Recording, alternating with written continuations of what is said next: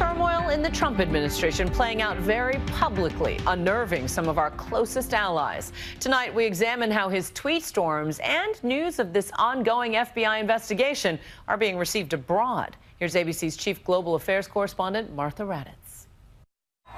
Tonight at a rally in Kentucky, President Trump ignored today's bombshell disclosures. Forget about Russian connections. The president stuck to his usual theme. And this, the United States of America, is your country again. And his supporters loved it. A far cry from that stunning hearing today, where for the first time FBI Director James Comey confirmed that his agency is investigating whether anyone from Trump's campaign team colluded with Russia during the election. All I can tell you is what we're investigating, which includes whether there was any coordination between people associated with the Trump campaign and the Russians. And Russia isn't his only problem. Around the globe, the president has some world leaders, at the very least, bewildered, and others downright angry. Earlier today, his honored guest, Iraqi Prime Minister Haider al-Abadi, gamely looking on as Trump ignored question after question.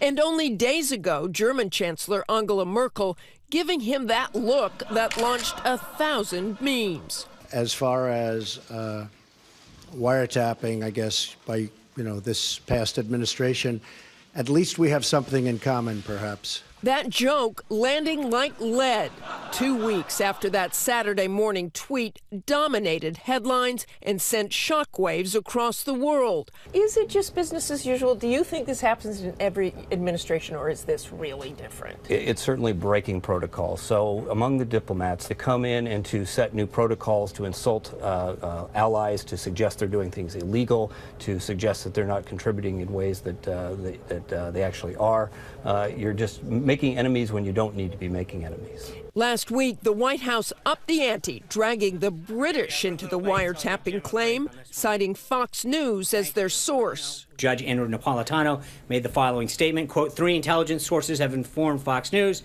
that President Obama went outside the chain of command. He didn't use the NSA, he didn't use the CIA, he didn't use the FBI, and he didn't use the Department of Justice. He used GCHQ. What is that? It's the initials for the British Intelligence Spying Agency. Adding Britain to the list of countries with possible grievances against the new administration, the GCHQ denied those allegations, stating they are utterly ridiculous and should be ignored. When is this going to stop? And when the crisis comes, and at some point in his term, we'll have a crisis not of his own making, but a crisis from North Korea or Iran, the country's going to need to believe its president, and he's making that very, very difficult. And North Korea is already turning up the heat, this past weekend announcing that it had tested a new rocket engine, another step in its attempt to develop a nuclear weapon-tipped missile capable of reaching the United States. President Trump responding from Air Force One on Sunday. Going well. Had a lot of meetings on that.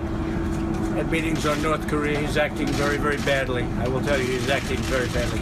They're probably looking at Washington and saying, we're going to continue on with our developing of our nuclear weapons capability, with our ability to launch those nuclear weapons on rockets, because obviously they're too tied up with their own domestic politics, and they're not going to come do anything to us. But those domestic politics have serious implications for the rest of the world, too, something the former ambassador to Russia says shouldn't be taken lightly. The ambition of what the Russians tried to do in our elections, trying to influence the outcome in favor of one candidate, was quite diabolical. And the danger is they're going to do the same thing in France, in Germany, if we don't figure out how to stop them.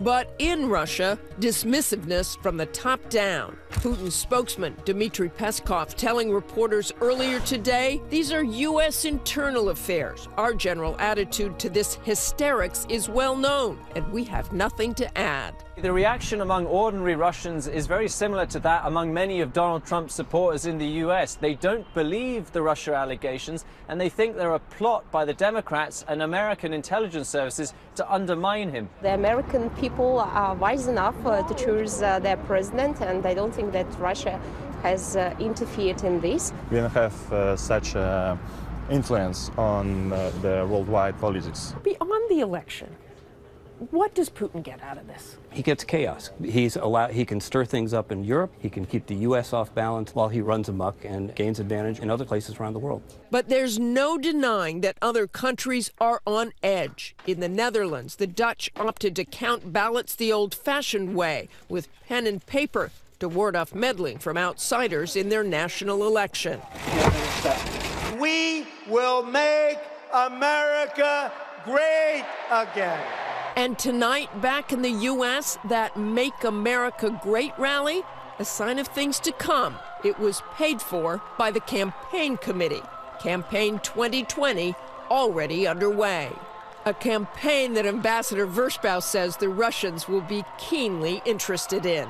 When a foreign government is trying to actually usurp the authority of the people of that country to decide who their leader is, then that's serious business. One of the lessons they may draw from this is that they were successful because they introduced chaos and division and discord and sowed doubt about the nature of this amazing country of ours and our democratic process. It's possible they're misreading that as it worked, and so we'll come back and hit them again in 2020. For Nightline, I'm Martha Raddatz in Washington.